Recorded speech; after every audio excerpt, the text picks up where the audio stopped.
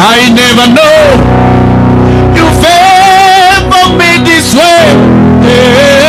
I didn't know you favor me this way. You favor me this way. Thank you. Seigneur, nous voulons te dire merci ce matin. Parce que tu es bon.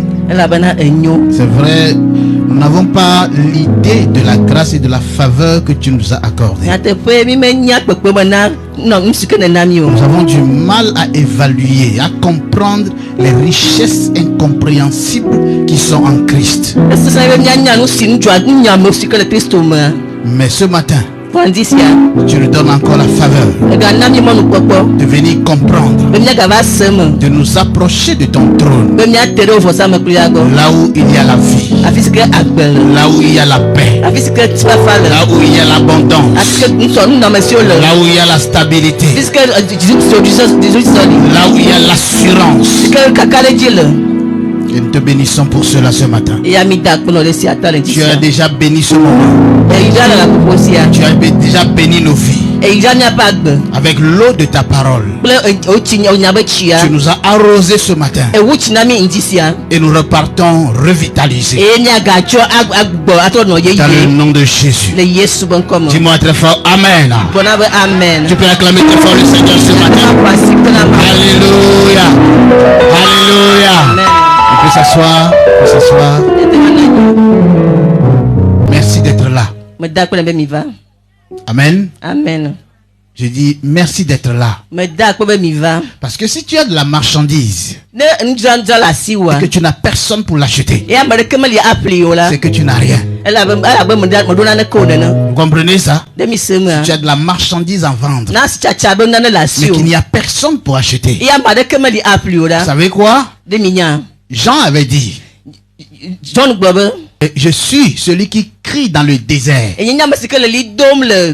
Mais nous, on ne criera pas dans le désert parce qu'il y a des gens pour nous écouter. Dis-moi Amen. Dis-moi Amen. Voilà pourquoi je bénis le Seigneur pour ta vie.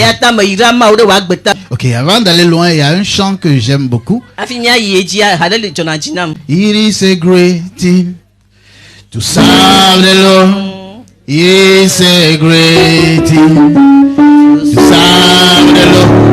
It's a great thing to serve the Lord. Walking in the light of God. It's a great thing to serve Jesus. It's a great thing to preach the gospel. It's a great thing to serve the Lord, walking in the light of God. Walking in the light. Walking in the light.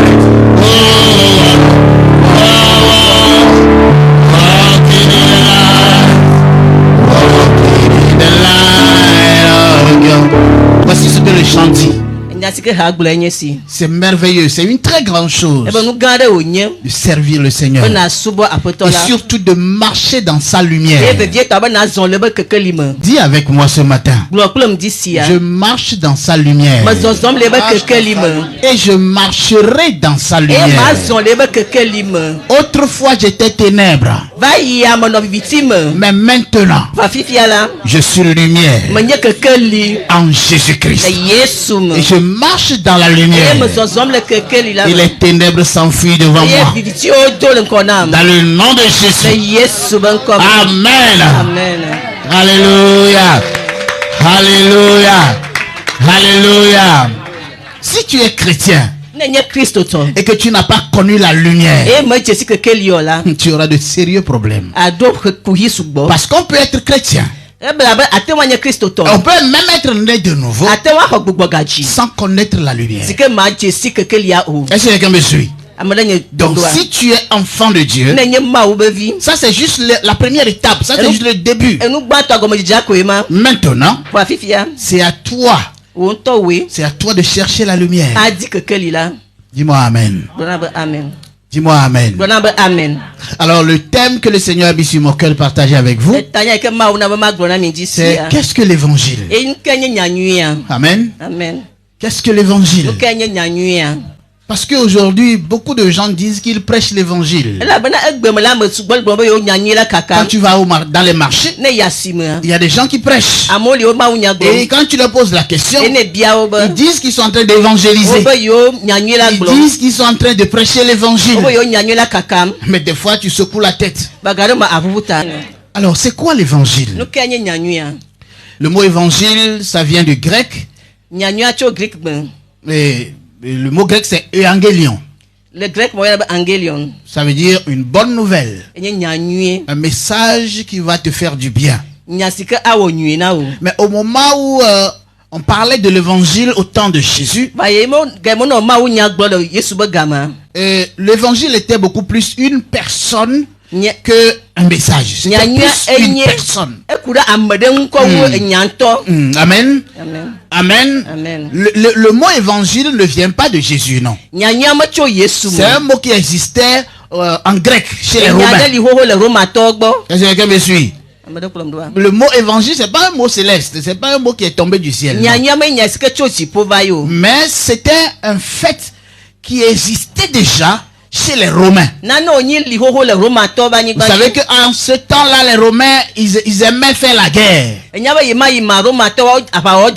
quand ils vont livrer la guerre quelque part, et quand ils remportent la victoire, ils envoient un messager en ville pour aller annoncer déjà leur victoire avant le retour même de l'armée. De la même manière, s'il y a de la défaite, ils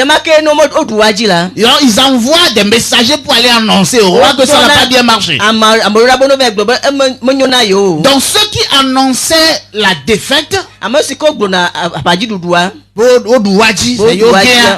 ils sont différents de ceux qui annonçaient la bonne nouvelle. Est-ce que quelqu'un me comprend?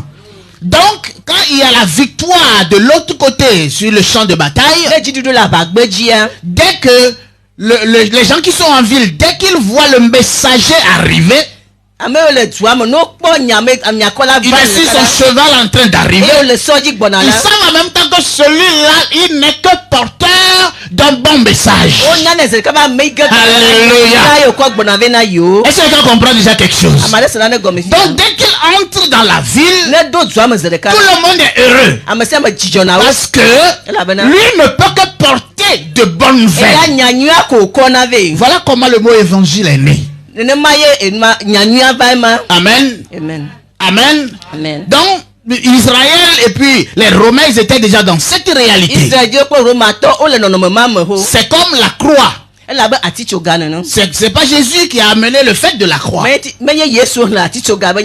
lui il est venu bénéficier de ce qui existait déjà. La preuve, on avait déjà crucifié 2 brigands avant que lui ne soit envoyé là-bas. Donc de la même manière, le mot évangile existait aussi pour parler de quelque chose. Maintenant quand Jésus est venu, il est venu démontrer que il est venu prouver à l'humanité que c'est lui le véritable évangile. Alléluia. Alléluia. Alléluia. Voilà pourquoi je disais que l'évangile était plus une personne qu'un message. Déjà quand tu vois la personne, il y a des gens, quand ils franchissent les portes de ta maison, tu ne peux que commencer par sourire. Il n'a même pas parlé. Il t'a même pas dit bonjour. Mais dès que tu le vois entrer chez toi, tu ne peux que sourire. Je déclare dans ta vie ce matin, proclame dans ta vie ce matin que celui qui apporte le sourire, celui qui apporte le message de sourire, c'est lui qui loge dans ta vie. Alléluia. Alléluia. Ça me rappelle l'histoire de Marie et de Marthe. Lorsque l'évangile qui était Jésus leur a rendu visite, les deux étaient là, les deux femmes étaient là. L'évangile était leur ami. Mais il y a une qui était assise pour écouter l'évangile. Il y a l'autre qui était occupée à autre chose. Nous devons faire attention. Nous devons faire attention. L'évangile est tellement simple que si tu ne sais pas faire, tu peux rater ça. Tu peux laisser ça partir. Mais je prie ce matin que chaque mot et chaque verbe qui vont sortir d'ici vont être déposés en toi. Et ça va devenir ta force au nom de Jésus. Dis-moi très fort Amen. Alléluia. J'aimerais qu'on lise un premier passage dans le livre de Marc chapitre 4, le verset 24. Est-ce que je peux avoir un lecteur? Quelqu'un peut m'aider? Marc chapitre 4, verset 24. On y va. Marc chapitre 4, verset 24. Il leur dit encore. Jésus leur dit encore. Prenez garde. Prenez garde à ce que vous entendez. Il dit faites quoi? Prenez garde. Prenez garde à ce que vous entendez. Ce que vous entendez. C'est bon. Amen. Amen. Faites attention à ce que vous entendez. Écoutez-moi bien. Dieu vous connaît. Alors, on continue. C'est quoi l'évangile? Qu'est-ce que l'évangile? On va commencer par le livre de Jean, un passage que nous connaissons tous. Jean chapitre 1. Amen. Amen. Amen. Amen. Donc nous avons déjà donné une première définition. L'évangile, voilà, c'est la bonne nouvelle, un bon message que tu peux écouter et qui va te donner de l'énergie, de la force, de la vitalité. Amen. Amen. Si tu es abattu, si tu es découragé, si tu es perdu, il suffit que ce message-là vienne. Et puis tu retrouves de la force. Dis-moi Amen. C'est ça qu'on appelle l'évangile. Jean chapitre 1. On va lire au début. Jean chapitre 1. Ouais. Au commencement était la parole. Et la parole était avec Dieu. Et la parole était Dieu. Elle était au commencement avec Dieu. Toutes choses ont été faites par elle. Et rien de ce qui a été fait n'a été fait sans elle. Amen. Amen. C'est bon. Amen. Amen. Nous connaissons tous ce passage, n'est-ce pas? Au commencement était la parole. La parole était avec Dieu. Et la parole était Dieu. Cette parole existait depuis le commencement. Amen. Amen. Qu'est-ce qu'il faut comprendre? Le mot évangile est contenu dans ce qu'on appelle ici la parole. Ce qu'on appelle dans ce verset, dans ce passage, la parole, ça parle de l'évangile de Jésus-Christ. Ça parle de la bonne nouvelle de Jésus-Christ. Mais voici ce qu'on nous dit. On dit, au commencement, l'évangile a toujours existé. Mais elle était où? Elle était où? Avec Dieu. Là, ça parle de la délocalisation. Ça parle de la position ou de la place que se trouvait l'évangile au commencement. Ça veut dire que l'évangile existait depuis le commencement, mais elle n'était pas sur la terre. Il était encore avec le Père. Est-ce que tu me comprends? Depuis le début, l'évangile n'était pas sur la terre. Dieu a parlé au travers des prophètes. Dieu a parlé au travers de grands hommes dans l'Ancien Testament. Mais ils n'ont jamais prêché l'évangile. Pourquoi? Parce que Jean a découvert que depuis le commencement, l'évangile était toujours au ciel. Est-ce que quelqu'un me suit? Même au temps de Moïse, au temps d'Abraham, les enfants d'Israël, l'évangile était toujours au ciel. Il attendait. Il attendait. Parce que c'est un message qui a besoin qu'on lui prépare le chemin. Alléluia. Amen. Amen. Amen. Donc l'évangile était encore au ciel. On nous a dit que Élie est monté au ciel. Élisée l'a vu. Élisée l'a vu. Bible a dit Élie a encore. Élie a ma. Il est monté au ciel. Et il l'a vu. Israël fait tasser dans place $100. Il a vu ou pas? Mais quand l'évangile est venu, il est venu dire personne n'est jamais monté au ciel, sauf le Fils de l'homme qui est descendu du ciel. Alléluia. Amen. Alors qu'est-ce qu'il faut croire? On doit croire qui? Entre le premier Élisée et puis le dernier qui est la parole. Il faut croire qui? Il faut croire qui? Élisée a dit, j'ai vu mon patron monter dans des chars de feu au ciel. Mais le Fils de l'homme est venu, lui qui est la parole qui a été faite chair, lui qui est sorti du Père, il est venu et voici ce qu'il déclare. Personne n'est jamais monté au ciel, sauf le Fils de l'homme qui est au ciel. Alléluia. Alléluia. C'est ça que les gens n'ont pas vu. Ils n'ont rien compris. Ils n'ont rien vu. Et ça c'est la révélation. C'est la révélation. L'évangile, on doit te l'ouvrir. Le livre que tu tiens dans la main là, la Bible que tu tiens là, il faut que Dieu lui-même te l'ouvre. Sinon si tu l'ouvres là, tu ne verras rien. Alléluia. Soumettez-vous et la parole va vous élever. Amen. Amen. Amen. Amen. L'évangile dit personne n'est monté au ciel. Et Enoch aussi est monté au ciel, nous tous sommes saints. Mais l'évangile revient. Personne n'est monté au ciel. On nous a dit que c'est les anges et les démons qui ont combattu pour avoir le corps de Moïse. Et les anges ont récupéré le corps de Moïse. Donc, c'est sûr que Moïse est déjà au ciel.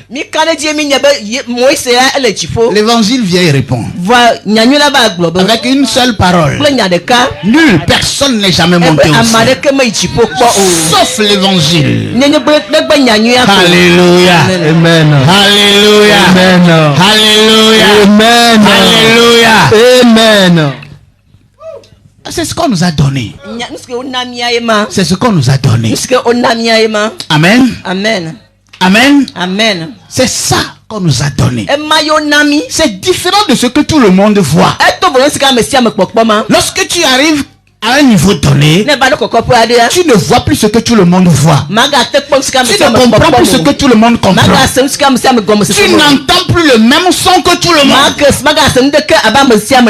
Qu'il en soit ainsi dans ta vie. Qu'il en soit ainsi dans ta vie.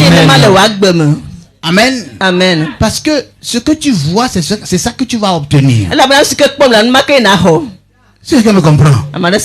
C'est ce que me comprend.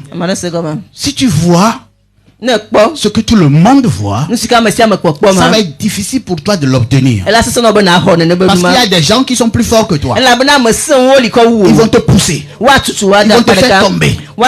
Ils vont marcher sur toi. Pour avoir, parce que vous tous vous voyez une seule chose.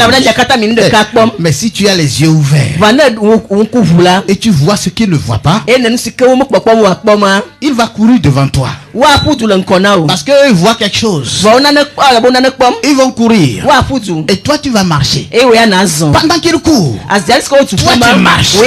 Parce que tu sais que ce que toi tu vas prendre, ce n'est pas ce que eux ils vont prendre. Dis-moi amen. Dis-moi amen. Alléluia. Amen. Alléluia. Amen. Alléluia. Amen. Dieu ne fait rien au hasard, mes amis.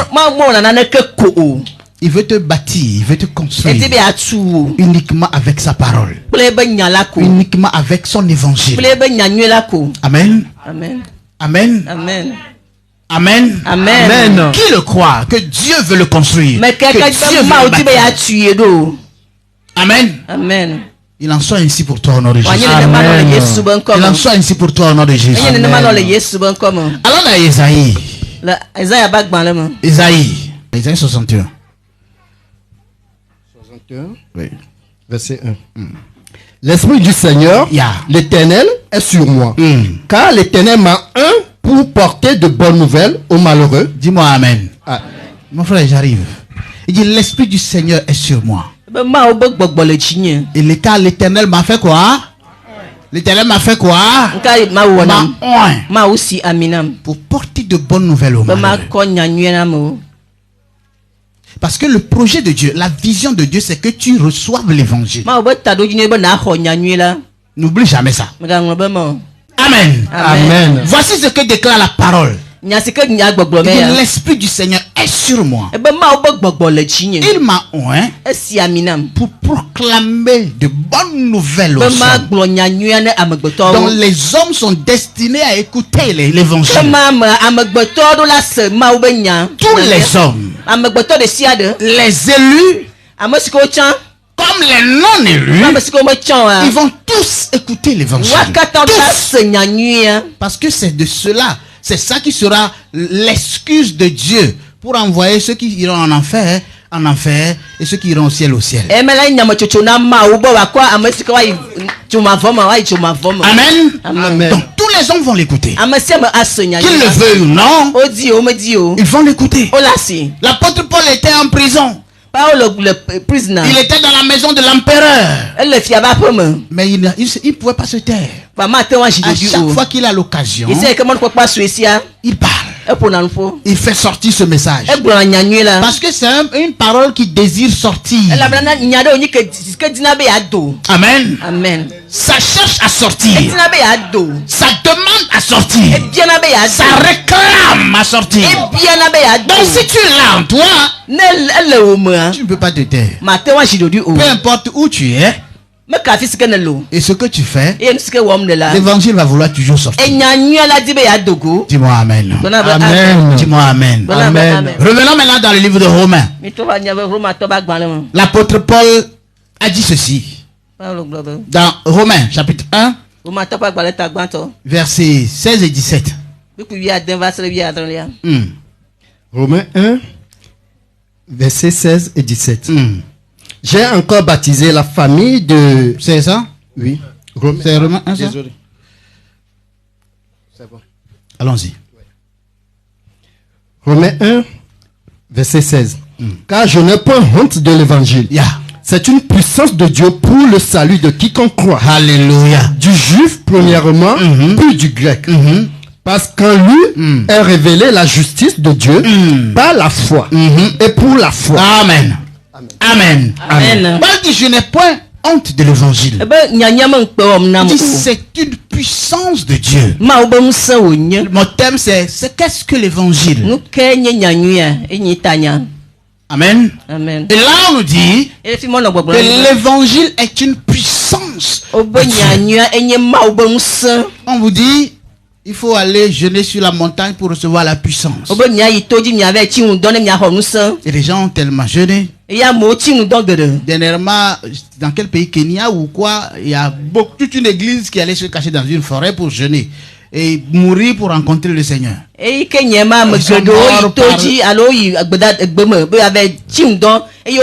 sont morts par dizaines.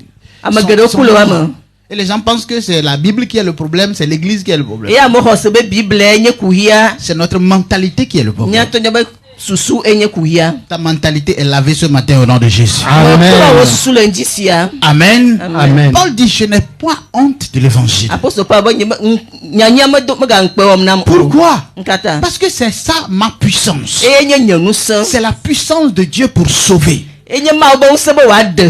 Pour sauver une personne de la mort à la vie, de l'enfer au ciel, de la maladie à la guérison, de la malédiction à la bénédiction, il n'y a pas autre puissance que l'évangile. Dis-moi amen. Amen. Dis-moi amen. Amen. J'aimerais attirer votre attention sur quelque chose. Ici, Paul a dit que l'évangile est une puissance de Dieu. Une puissance. Là, il y a l'article indéfini. Il dit une puissance. Des cas. D'accord? Ça veut dire que il y a encore autre chose qui constitue une puissance de Dieu. Et ça se trouve dans Actes chapitre 1 verset 8.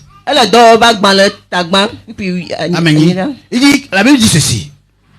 Il dit, vous recevrez une puissance lorsque le Saint-Esprit va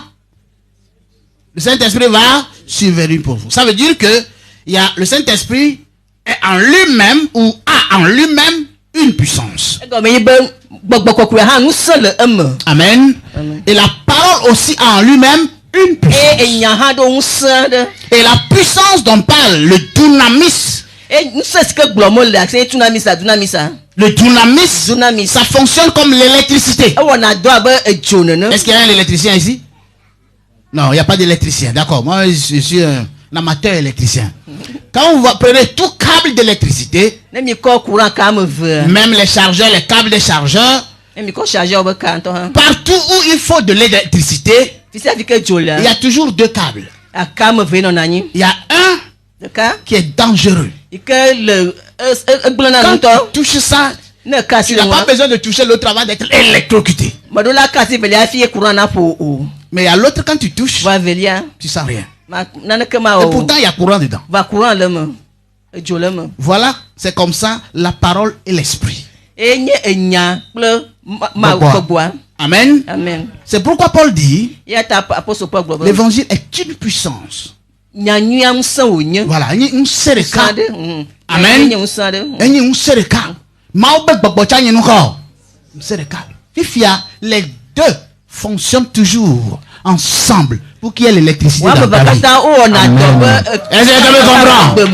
Est-ce que tu me comprends?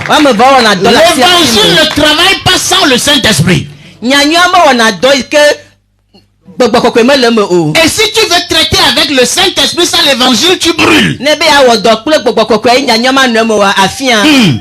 C'est le Saint-Esprit qui a la partie où il y a le courant. Quand tu touches, ça peut te projeter très loin. C'est le Saint-Esprit. Est-ce que quelqu'un me comprend? Est-ce que vous comprenez? Yes. Mais l'autre côté, la parole, lui, il est calme. Et pourtant, il y a le dynamisme dedans. Tu peux toucher. C'est pour ça qu'il faut passer par lui d'abord avant d'arriver l'autre côté qui est dangereux. Maintenant, je vais vous expliquer quelque chose. Vous allez remarquer que beaucoup de chrétiens parlent du châtiment du Saint-Esprit, disent le Saint-Esprit frappe, le Saint-Esprit fait ceci. Est-ce que quelqu'un a entendu parler de ça? Vous savez pourquoi? Parce qu'ils n'ont pas l'autre côté. Ils traitent directement avec le Saint-Esprit. Oh, le Saint-Esprit, il est saint. Donc il ne blague pas avec nos bêtises. Donc quand tu veux traiter avec lui, lui il te montre que lui il n'a pas de grâce. Vous comprenez ça? Lui il est venu pour accomplir une mission claire. Mais si toi tu n'as pas compris ça et que tu veux traiter avec lui, il va te traiter comme il est.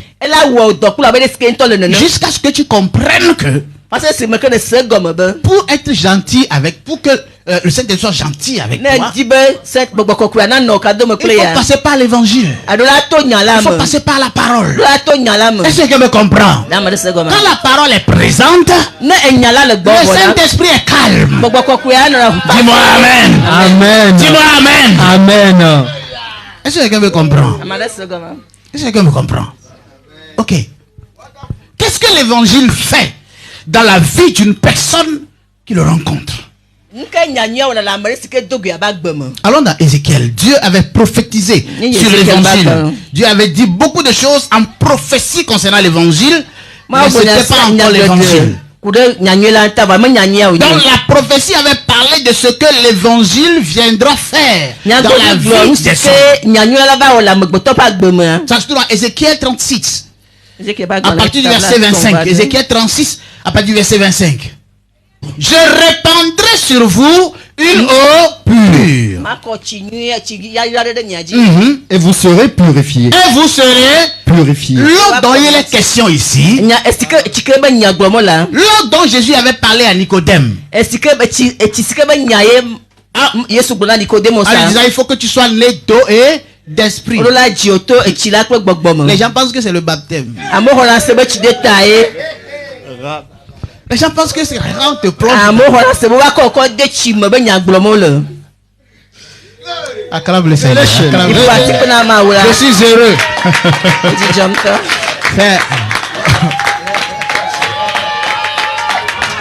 Alléluia. Alléluia. Alléluia. Jésus avait parlé d'une eau à Nicodème. Il a aussi parlé d'une eau à cette dame qu'il a rencontrée, la femme samaritaine. Il dit, j'ai une eau à te donner. Amen. Amen. C'est dommage que beaucoup de prédicateurs ne se demandent pas de quoi il s'agit. Ils se dérangent même pas d'aller chercher. On nous dit dans Ézéchiel, je vous purifierai, je déverserai sur vous une eau pure. Alors ma question était, qu'est-ce que l'évangile fait dans la vie d'une personne qui le rencontre? Lorsque tu rencontres l'évangile de Jésus, lorsque tu rencontres la bonne nouvelle de Jésus-Christ, la première chose que ça fait, c'est que ça te lave. Ce n'est même pas encore, le sang de Jésus ne fonctionne pas encore en ce moment. Vous vous rappelez quand Jésus était encore à la croix, on l'avait percé d'un côté. La Bible dit qu'il était sorti de l'eau et du sang. 1 Jean chapitre 5 a parlé de ça. Amen. Amen. La Bible nous dit que Jésus n'est pas venu seulement avec du sang. Mais il est venu avec de l'eau. Dans l'eau là, c'est l'évangile. C'est la bonne nouvelle qu'il a transportée pour nous. Maintenant, quand tu rencontres l'évangile et que tu reçois l'évangile, qu'est-ce que ça fait? Ça te lave de tout ce qui a été souillure dans ta vie. Depuis que tu es entré dans le ventre de ta mère jusqu'au jour où tu rencontres l'évangile, ça lave toutes les souillures. Dis-moi amen.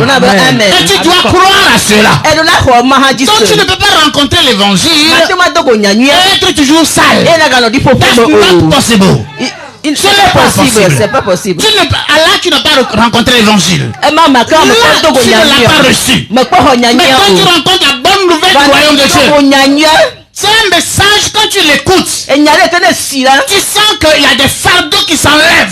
C'est un message, quand tu l'écoutes, quand tu l'écoutes, tu sens que il y a un vent frais, un vent froid qui est en train de souffler autour de toi.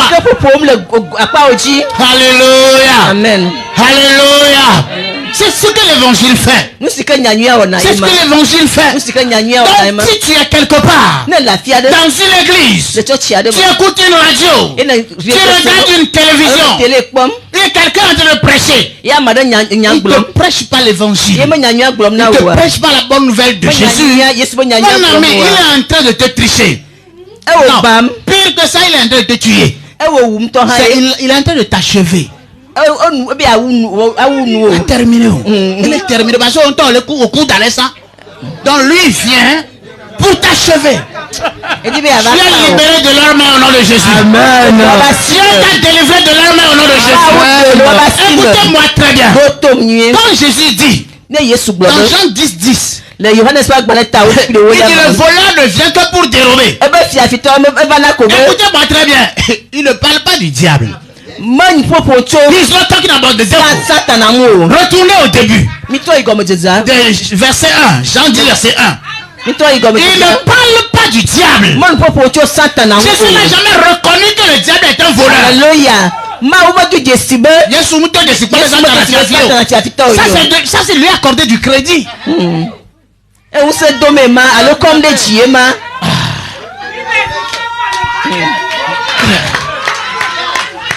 L'apôtre Paul dit, Apôtre Paul, pour moi il n'y a pas d'idole. Vous savez comme l'eau. Vous savez comme l'eau. Vous savez comme l'eau. Alléluia. Alléluia. Amen. Non, Jésus ne peut pas impliquer Satan dans son histoire. La seule fois où les fois où il a mentionné, il dit j'ai vu Satan tomber du ciel. Lui, c'est fini pour lui. Terminé.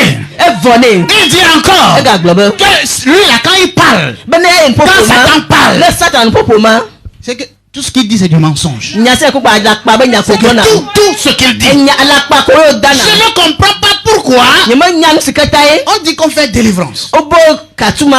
Et puis on pose des questions aux démons. Et on va se baser sur ces réponses pour faire délivrance. C'est impossible.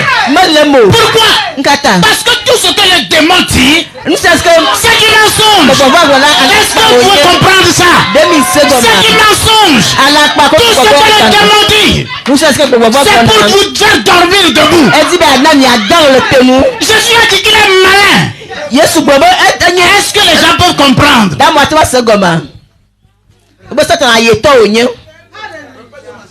Il est père du mensonge. Il ment.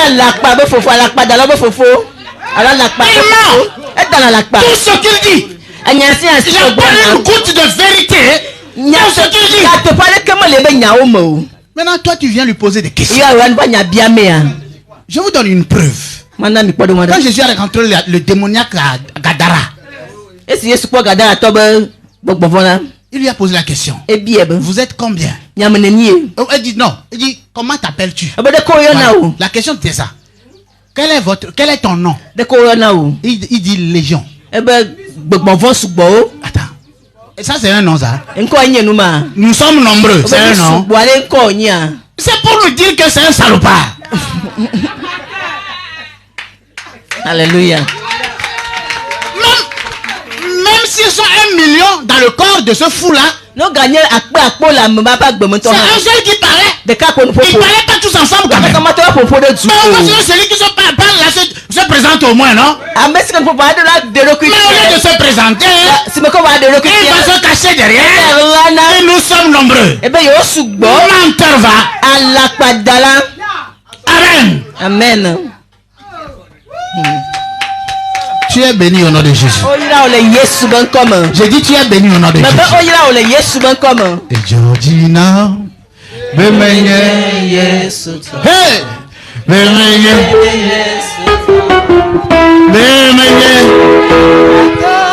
Alléluia, et Georgina,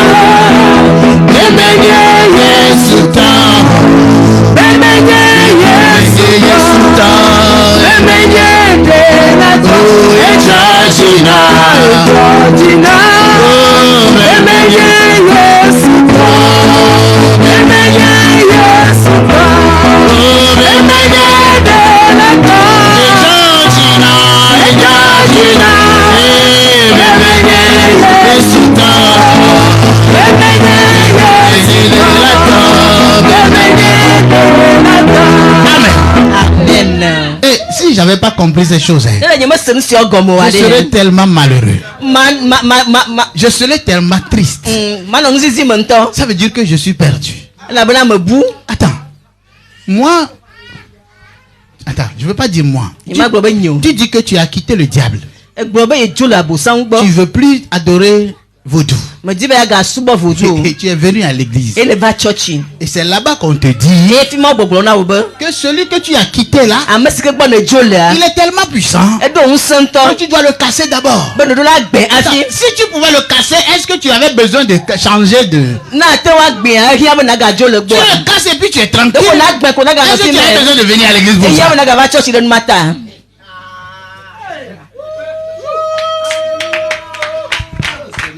Écoutez, hier j'étais à une remise de diplôme, voilà, dans mon église là où j'ai été formé. Et il y a un pasteur qui disait, j'ai aimé. Il dit, j'ai pas peur du diable.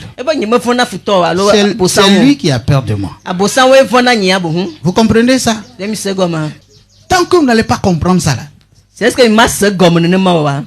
lui aussi va vous prouver que c'est lui la chose. Il est là pour ça, non?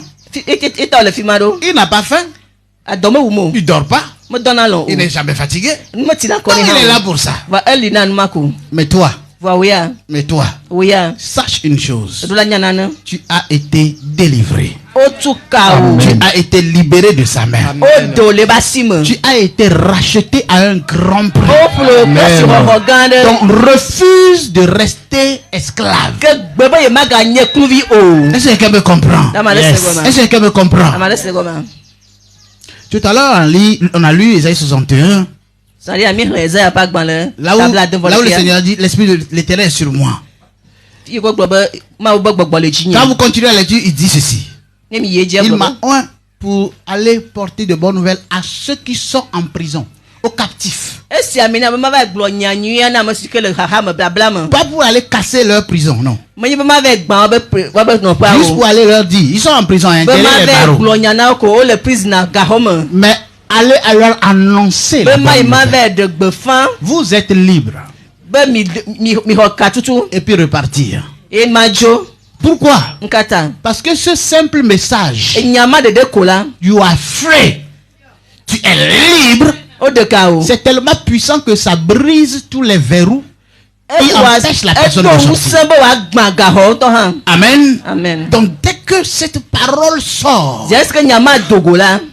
c'est que tout ce qui maintenait la personne esclave est brisé. Maintenant c'est à la personne de se lever et de sortir. Vous comprenez ça? Vous comprenez ça? Yes. L'évangile vient à toi pour travailler sur toi, pour que tu te lèves, pour que tu réagisses. Amen. Amen. La Bible dit le juste vivra par sa foi. Donc le juste que tu es, tu es appelé à vivre par la foi. La foi de Dieu. Dis-moi amen. Amen. Dis-moi amen. Amen. Donc quand l'évangile vient, ça vient te laver. Ça vient casser les prisons. Ça vient briser les tombeaux. Ça vient briser les bouteilles. Vous comprenez ça? L'évangile seul est capable de nettoyer ta vie. Quand l'évangile te rend véritablement visite, tu n'as même pas besoin de repentance. Non, tu n'as pas besoin. Vous savez pourquoi? Dès que tu reçois l'évangile, il est tellement puissant. Il est tellement puissant de te laver, de te nettoyer. Et du coup, tu te vois, tu pars du noir au blanc.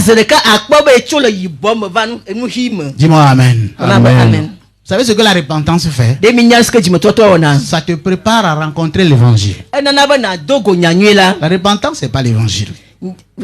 Qui a prêché l'évangile dans la Bible?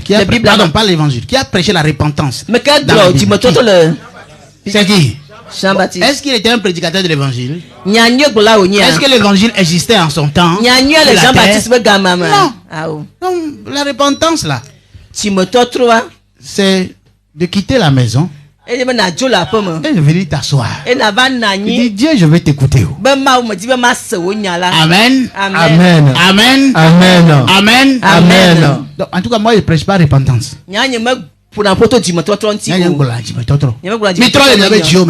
Attends, quelqu'un qui comprend rien sur sa vie, quelqu'un qui ne sait pas ce qui se passe dans sa vie, quelqu'un qui est embrouillé dans sa tête, tu lui dis de se repentir. Il va faire comment? Il va faire comment? Arrêtons de compliquer la vie aux gens quand même. Ils ont déjà la vie compliquée. déjà.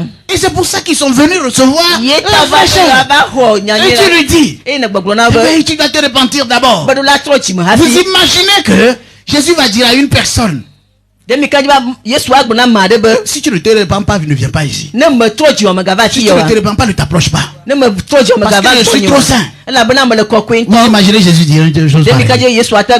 S'il disait ça là, on allait lui dire de retourner Dieu.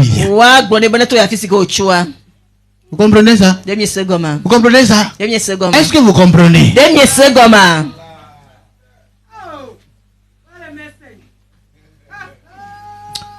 Quelqu'un me suit là? Quelqu'un me suit? Yes. I am here for you. Je suis ici pour toi. Pour que tu comprennes que si tu es ici là, c'est pas une erreur. Moi, il y a de l'état vous. Moi, il y a nous au Amen. Ta place que tu es. Alléluia. Alléluia. Amen. Alléluia. Amen. L'évangile est une puissance de Dieu. Pour laver. Pour nettoyer. Pour guérir. Amen. Amen. Pour restaurer, pour renouveler. On continue un peu dans Ézéchiel 36. Là.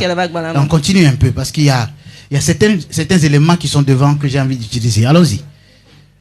Ézéchiel 36, verset 25. Ouais. C'est bon.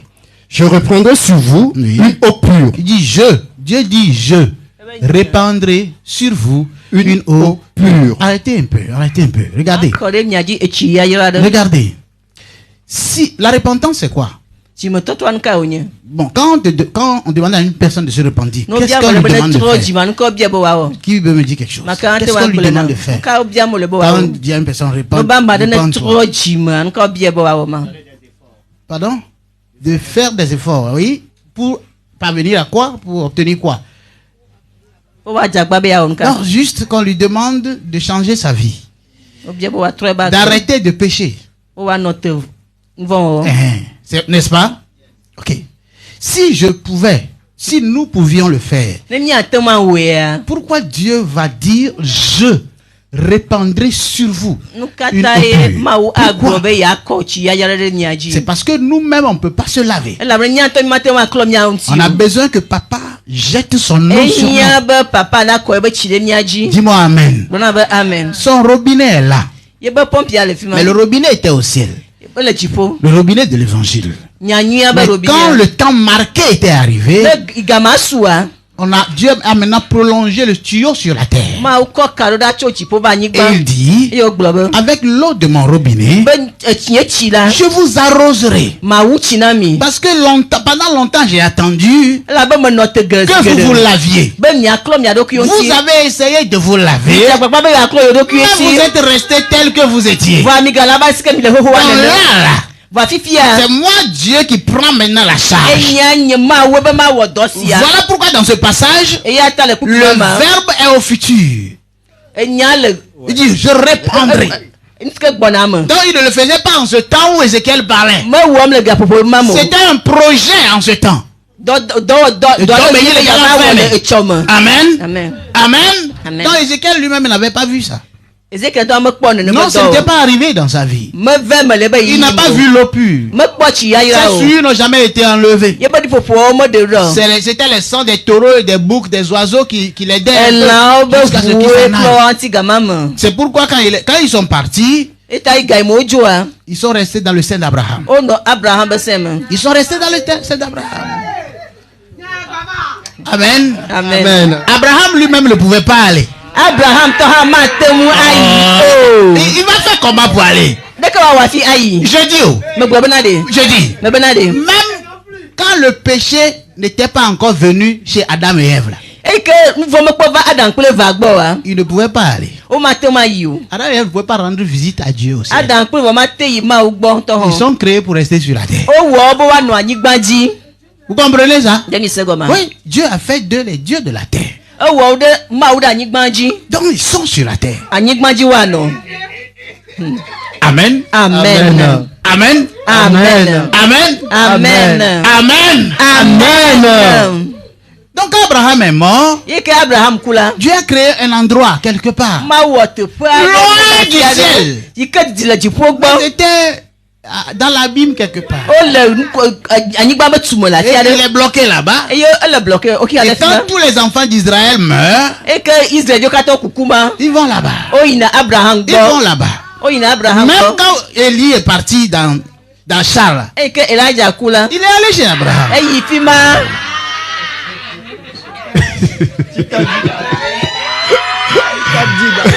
Alléluia. Alléluia. Amen. Alléluia. Amen. Alléluia. Amen. Dis avec moi, j'ai compris quelque chose. J'ai compris quelque chose. On dit que c'est Jésus qui est venu inaugurer la voie qui mène au ciel. Vous comprenez ce que ça veut dire inaugurer? On n'utilisait pas la chose avant. C'est maintenant qu'on va commencer par l'utiliser. Donc comment est-ce que les gens peuvent penser qu'il y avait des gens qui sont allés au ciel avant l'arrivée de Jésus? Il est celui qui a inauguré la voie.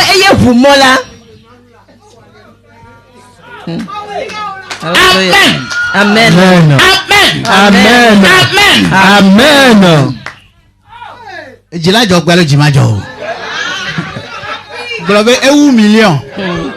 Ça dépasse millions. Alléluia. Amen. Alléluia. Amen. Ah oui. C'est ça. Amen. Amen.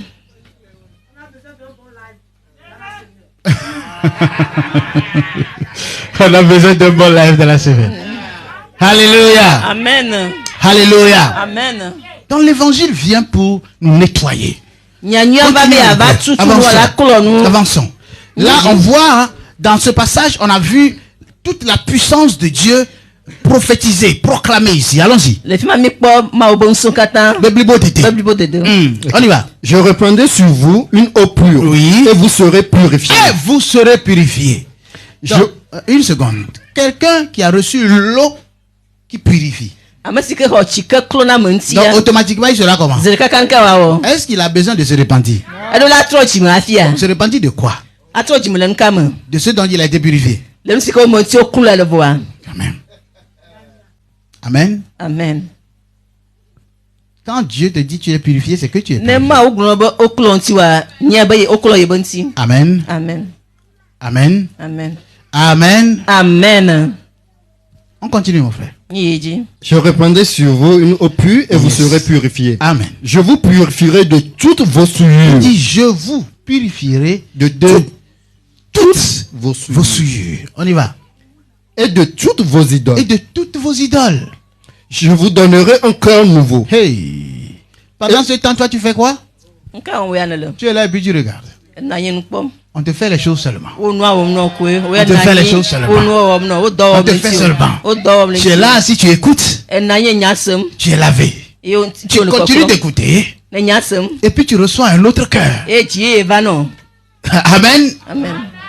Parfois même tu ne ressens rien. Tu ressens même rien.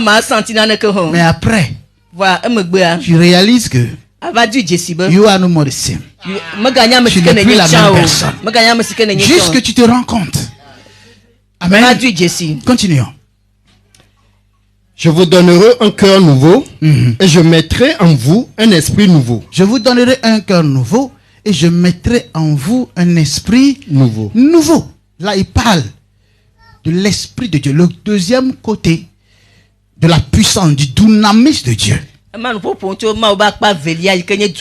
Pourquoi il parle d'un esprit nouveau? Parce qu'en l'homme, il y a déjà un esprit.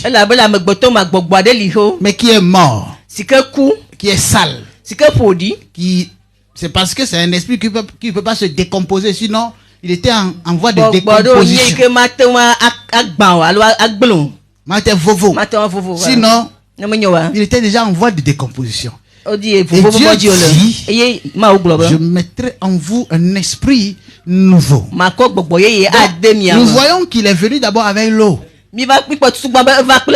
pour purifier. Ensuite, l'esprit nouveau pour mettre à l'intérieur. Tant que la purification de l'eau n'a pas été produite, l'esprit nouveau ne viendra jamais. On peut prier pour toi. Tu peux jeûner. Tu peux prier. Il ne viendra pas. Oh. Oh. Il n'est pas là pour faire notre volonté. Il n'est pas là pour faire ce que nous on pense. Le Saint-Esprit a reçu un mandat clair avant de venir. On lui a dit, c'est là où on prêche l'évangile. C'est là-bas que tu dois être. Amen. Amen. C'est quand un cœur reçoit l'évangile, automatiquement ce cœur sera purifié. Cette maison sera préparée pour toi. Et tu vas venir t'asseoir. C'était ça. Dieu dit, je mettrai en vous un esprit nouveau. Donc c'est l'eau et l'esprit qui fonctionnent. C'est les deux qui nous aident à marcher dans la puissance de Dieu. Dis-moi amen. Amen. Dis-moi amen. Amen. Quand tu as l'évangile, tu n'as pas besoin de demander le Saint-Esprit. C'est ceux qui n'ont pas l'évangile qui passent tout le temps à demander le Saint-Esprit. Tu n'as pas besoin de demander le Saint-Esprit. Les gens viennent à l'église. Et ils passent tout le temps et le Saint-Esprit descend. Saint-Esprit vient. Saint-Esprit vient. Mais attends. Il invoque le Saint-Esprit. C'est quoi? Il a dit là où 2 ou 3 sont réunis en mon nom. Et dit je fais quoi?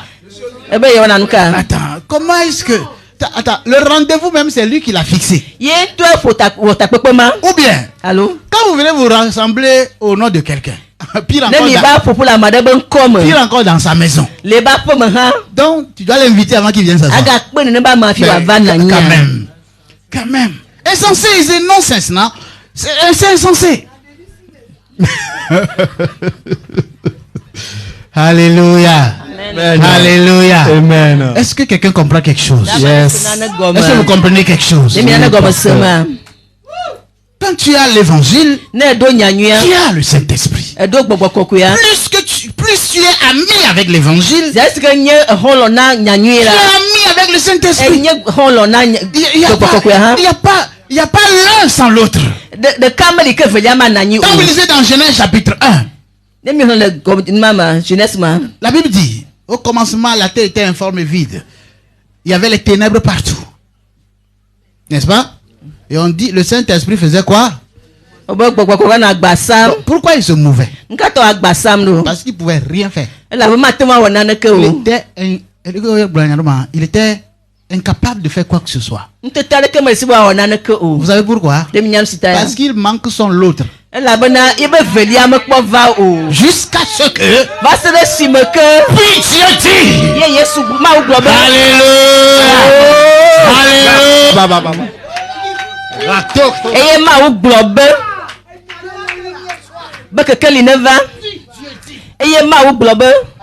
Amen.